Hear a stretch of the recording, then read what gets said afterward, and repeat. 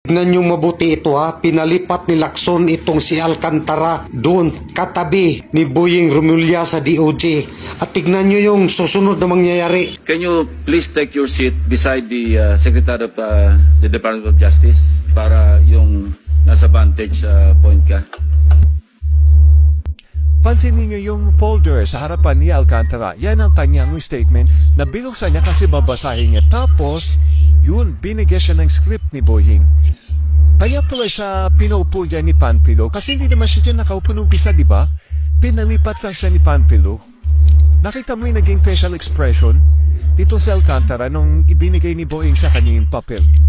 Kasi siguro nagulat siya. At saka at the same time nakakakaba. Naipit siya eh.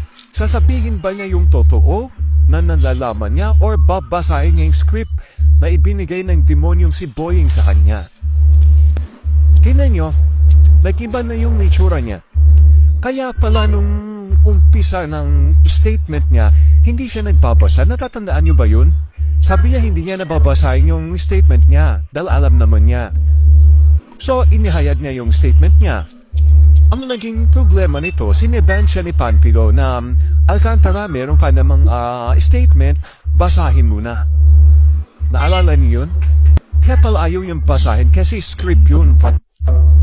Ayan na. Ito na yung pinapaalam siya ni Boying sa chairman na dadalhin niya muna itong si Alcantara sa DOJ at ibabalik ng 2:00 para na daw doon sa statement niya para maging ano na to, parang ito formalize. Diba pinapirma pa nga siya dyan? Ang problema, yung pinapirman sa kanya, hindi yung statement niya na nasa folder niya, kundi yung script na ibinigay sa kanya. Kaya pala ganyan na lang kung kabahan itong si Alcantara. Hindi kasi natin nakikita, di ba? Sa TV kasi, sa harap lang ang nakikita natin, hindi natin alam na merong ganyang pangyayari pala sa likuran nito. Tingnan niyo si Alcantara, kaya pala takot na takot. Meron palang nangyayaring anomalya, may kababalaghan palang ginawa na naman itong demonyo si Boying na ito. Ayan no, siyempre kinakaba siya para sa buhay niya. Hindi niya alam kung magiging kapalaran niya. Diba? Magkakasabwat.